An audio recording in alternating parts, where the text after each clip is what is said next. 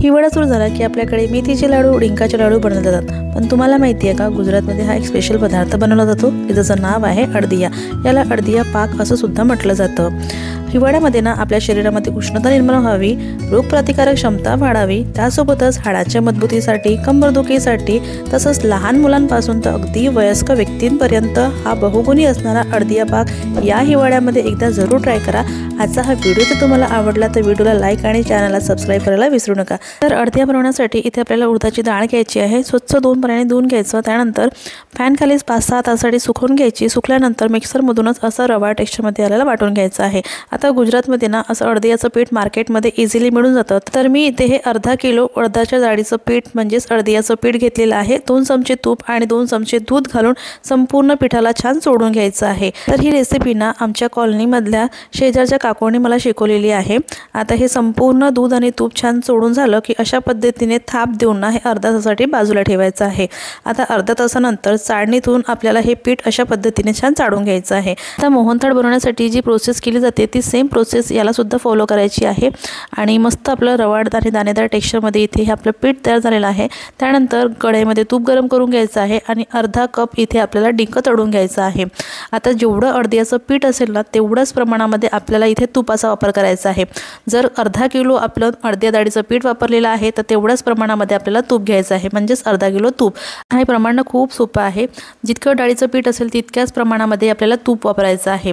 आता तुपामध्ये ना आपल्याला मीडियम टू लो हीटवर हे पीठ ना छान असं खमंग आणि मस्त असं गुलाबी रंग येईपर्यंत परतून घ्यायचं आहे।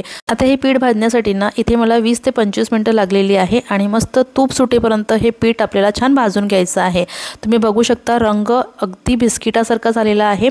आता हे दुसऱ्या भांड्यामध्ये काढून घेतलेलं आहे। यामध्येच इथे तळलेला डिंक, त्यासोबतच 100 ते 150 ग्राम खवा घालायचा आहे। मध्ये आवडीप्रमाणे सुकामेवा घालायचा आहे। काजू, बदाम आणि पिस्ताचे काप करून घातलेले आहे। आता हे सगळे जिन्नस ना छान असे एकजीव करून घ्यायचं आहे। पीठ खूप गरम आहे त्यामुळे आपल्याला अशा पद्धतीने थोडा वेळ हे ठेवून द्यायचं आहे। लगेच आपल्याला इथे पाक सुद्धा तयार करून घ्यायचा आहे। तर 400 ग्राम साखर घेतलेली आहे। साखर बुडेल इतपत आपल्याला पाणी घालायचं आहे आणि सतत ढवळत आपल्याला ना याचा एक तरी पाक तयार करून घ्यायचा आहे। लो टू मीडियम हीटवर ना 5 ते 6 मिनिटांमध्ये आपला पाक तयार होतो। पण पाक तयार करत असताना खूप काळजी घ्यावी लागते।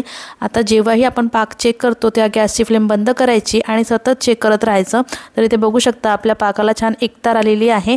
गॅसची फ्लेम बंद करायची आणि हा पाक ना गरम असतानाच या पिठामध्ये आपल्याला मिक्स करून घ्यायचा आहे। हा पाक ना अगदी गरम गरम असतानाच या पिठामध्ये छान मिक्स करून घ्यायचा आहे। तर बघू शकता सगळे जिन्नस छान एकजीव झाले की यामध्ये 2 टेबलस्पून अडदिया मसाला, त्यासोबतच वेलची, जायफळ आणि सुंठ पावडर घातलेली आहे।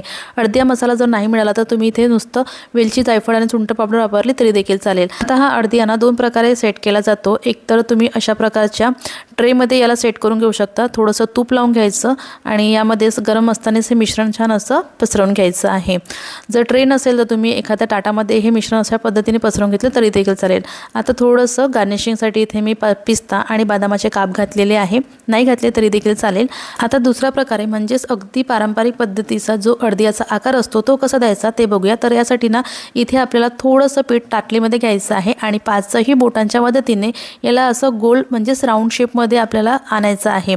वरच्या बाजूने थोडंसं निमुळतं करायचं आहे आणि तुम्ही बघू शकता आपले मस्त अगदी पारंपरिक पद्धतीने सुद्धा इथे हे अडदिया तयार झालेले आहे। थोडंसं गार्निशिंगसाठी इथे काजूचे काप तुम्ही लावून घेऊ शकता आणि बघू शकता आहा काय मस्त आपला हा अडदियाचा पाक इथे तयार झालेला आहे। अगदी परफेक्ट गुजराती स्टाईल हा अडदिया पाक इथे तयार झालेला आहे। मस्त मऊसूद आणि तोंडात टाकताच विरघळणारा हा पाक तयार होतो। हिवाळ्यामध्ये एकदा ही रेसिपी जरूर ट्राय करा। आवडल्यास लाईक आणि शेअर नक्की करा।